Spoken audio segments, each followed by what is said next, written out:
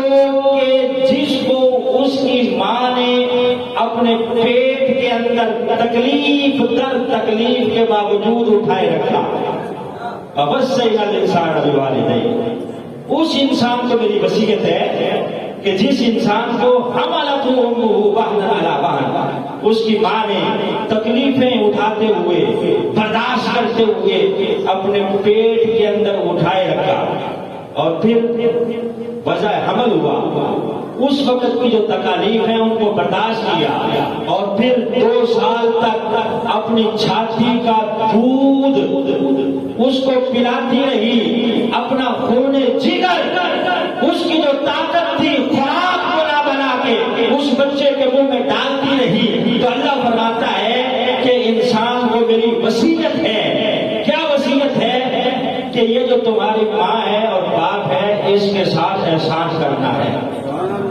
وَأَحْنَا عَلَىٰ وَأَحْنَا فِصَالُهُ فِي عَامَيْنِ، اور آگے فرمایا أَنِشْكُرْ لِي وَلِوَالِدَيْكَ، انسان کو میری وصیت ہے کہ وہ میرا بھی شکر ادا کرے اور والدین کا بھی شکریہ ادا کرے. أَنِشْكُرْ لِي وَلِوَالِدَيْكَ، اللہ نے اپنے شکر کے ساتھ ہی جن شخصیات کا شکریہ ادا کرنے کا حکم دیا وہ بندے کے والدین ہیں.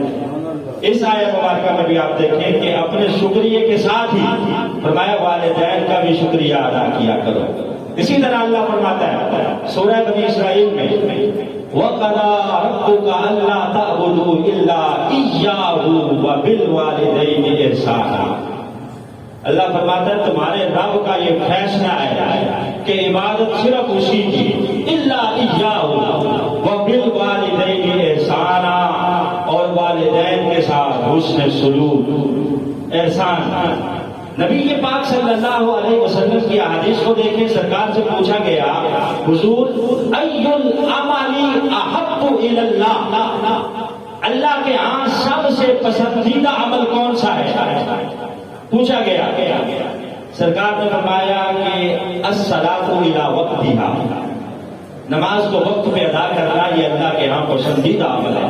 سب سے زیادہ محبوب کام جو اللہ رب العزت کی بارگاہ میں ہے بندہ مومن کا وہ یہی ہے کہ الصلاۃ الی وقتھا، کہ نماز کو اس کے وقت پر پڑھ دیا جائے، ادا کر دیا جائے. حضور اس کے بعد کون سا عمل ہے جو اللہ کے ہاں پسندیدہ ہے؟ تو سرکار نے فرمایا بر الوالدین، والدین کے ساتھ نیکی کرنا یہ دوسرے نمبر پر عمل ہے نماز کے بعد جو اللہ کو پسند آ جاتا ہے. یعنی قرآن کی آیات دیکھیں تو وہاں بھی تذکرہ ساتھ ہی متصل اللہ کی عبادت کے والدین کا ہے. نبی پاک صلی اللہ علیہ وسلم کی احادیث دیکھیں تو وہاں بھی سرکار نے اللہ کی بندگی کے فوراً بعد جن شخصیات کا تذکرہ فرمایا وہ بندہ مومن کے والدین ہیں. فرمایا نماز وقت پر پڑھی جائے یہ بھی اللہ کو پسند آتا ہے، اور والدین کے ساتھ حسن سلوک کیا جائے یہ بھی اللہ کو پسند آتا ہے. مختصر شامل اللہ وَقَضَىٰ رَبُّكَ أَلَّا تَعْبُدُوا إِلَّا إِيَّاهُ وَبِالْوَالِدَيْنِ إِحْسَانًا إِمَّا يَبْلُغَنَّ عِندَكَ الْكِبَرَ. یہاں اللہ رب العزت نے آگے مزید وضاحت فرمائی کہ جب دونوں یا دونوں میں سے کوئی ایک کبر کو پہنچ جائے، بڑھاپے کو پہنچ جائے، فَلَا تَقُل لَّهُمَا أُفٍّ وَلَا تَنْهَرْهُمَا، تو انہیں اف نہیں کہنا اور جھگڑنا نہیں ہے. یہاں اللہ مزید وضاحت کر رہا ہے کہ جب کبر کو پہنچ جائیں، بڑھاپے کو پہنچ جائیں. اب کبر کیا ہے، بڑھاپا کیا ہے؟ حضرت عبداللہ ابن عباس فرماتے ہیں کہ جب بندے کی عمر 60 سال کی ہو جائے تو یہاں سے بڑھاپا شروع ہو جاتا ہے، یہاں سے بڑھاپا شروع ہو جاتا ہے. نبی پاک صلی اللہ علیہ وسلم کی احادیث سرکار دو عالم صلی اللہ علیہ وسلم نے فرمایا کہ میری امت کی عمریں 60 سے 70 سال کے درمیان ہوگی. ایوریج عمریں نبی پاک نے فرمایا کہ جو میری امت کی ہوگی زیادہ سے زیادہ ایوریج وہ 60 سے 70 سال ہوگی. اب آپ دیکھ لیں کہ زیادہ عورتیں 60 سے 70 سال کی عمر میں ہو جاتی ہیں، کیونکہ نبی پاک صلی اللہ علیہ وسلم نے فرما دیا کہ یہ ایوریج عمر ہوگی میری امت کی 60 سے 70 سال. تو سرکار فرماتے ہیں حدیث میں کہ جب سفید بال آ جائیں داڑھی میں یا سر میں تو سمجھ لینا چاہیے بندے کو کہ بڑھاپا شروع ہو گیا ہے، کبر آ گیا ہے. اما یبلغن عندک الکبر، بڑھاپا آ گیا ہے، کبر آ گیا ہے. کب؟ جب سفید بال آ جائیں. حضرت فاروق اعظم رضی اللہ تعالیٰ عنہ جب آپ امیر المؤمنین بنے تو آپ نے ایک خادم کو مقرر فرمایا، اس کی ڈیوٹی لگائی، تنخواہ اس کی مقرر فرمائی. کیا ڈیوٹی؟ کہا تم نے آ کے ہر روز میرے دروازے پہ صرف یہ کہنا ہے امیر المؤمنین عمر اپنی موت سے غافل نہ ہونا، اس کو یاد رکھنا. تنخواہ اس کی مقرر فرمائی. اب تنخواہ ملتی رہی اس کو، وہ آ کے روزانہ صدا لگا جاتا امیر المؤمنین عمر اپنی موت سے غافل نہ ہونا. ایک دن حضرت فاروق اعظم نے وضو کیا، داڑھی مبارک میں کنگھی کی، غور سے دیکھا تو ایک سفید بال آپ کو نظر آیا داڑھی میں. آپ نے فوراً کیا کیا؟ اس خادم کو بلا کے کہا کہ اب تمہاری ڈیوٹی ختم ہو گئی ہے، آج کے بعد تم نے ڈیوٹی نہیں دینا. اس نے کہا کیوں جناب، کوئی کوتاہی ہو گئی ہے؟ میں تو وقت پہ آ کے اپنا کام کرتا رہا ہوں. کہا تم تو کرتے رہے ہو، اب تمہاری ضرورت نہیں رہی. یہ جو سفید بال آ گیا ہے نا، اب یہ مجھے یاد دلاتا رہے گا کہ عمر تمہاری موت قریب آ چکی ہے، لہذا غافل نہ ہونا. اس کو دیکھ کے میں غفلت کی چادر نہیں اوڑھوں گا، بلکہ ہمیشہ میں چوکنا رہوں گا اور یہ بال مجھے یاد دلاتا رہے گا. تمہارے والی ڈیوٹی اب یہ کرتا رہے گا، اس لیے اب تمہیں آنے کی ضرورت نہیں ہے. چشتیوں کے امام خواجہ فرید الدین مسعود گنج شکر رحمت اللہ علیہ، آپ نے ایک دفعہ وضو کیا، داڑھی مبارک میں جب دیکھا تو سفید بال اترے ہوئے ہیں، تو آپ نے کیا فرمایا؟ اٹھ فریدا ستیا، تیری داڑھی آیا پور، اگا نیڑے ہو گیا تو پیچھا ہویا دور.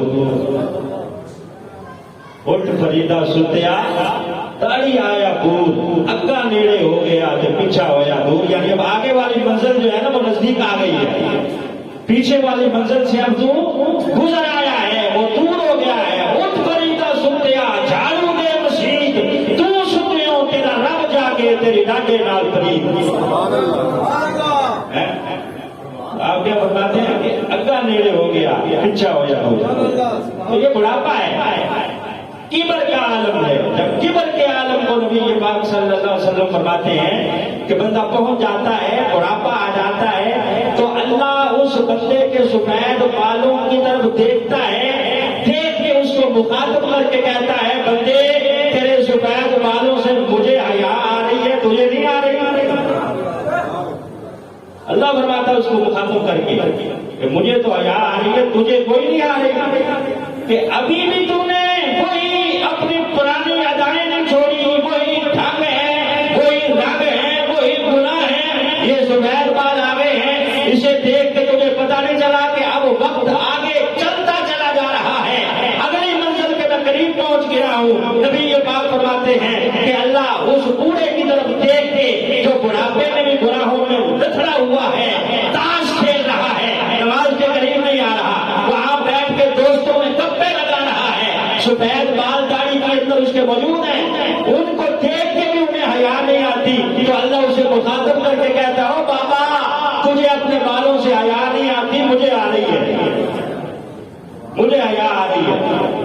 نبی پاک صلی اللہ علیہ وسلم کا فرمان ہے، سرکار دو عالم صلی اللہ علیہ وسلم کا فرمان، ہمیں اس پہ اتنا یقین ہے کہ اپنی بات پہ اتنا نہیں ہے جتنا سرکار کی بات پہ یقین ہے.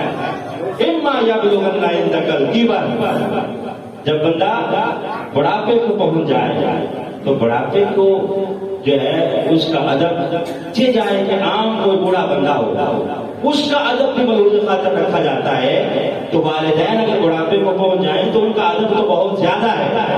حضرت فاروق اعظم رضی اللہ تعالیٰ اب گزر رہے تھے گلی سے، آپ سواری کے اوپر سوار تھے، سامنے دیکھا کہ حضرت خولہ رضی اللہ تعالیٰ عنہ بوڑھی خاتون ہے، لاٹھی کے ساتھ ٹیک لگا کے آپ کھڑی ہوئی ہیں. حضرت خولہ رضی اللہ تعالیٰ عنہ حضرت فاروق اعظم رضی اللہ تعالیٰ عنہ کے ساتھ بہت زیادہ لوگ بھی تھے. آپ حضرت خولہ کے قریب گئے، اتر کے سواری سے ادب کے ساتھ ان کے پاس کھڑے ہو گئے. حضرت خولہ سے کہا کہ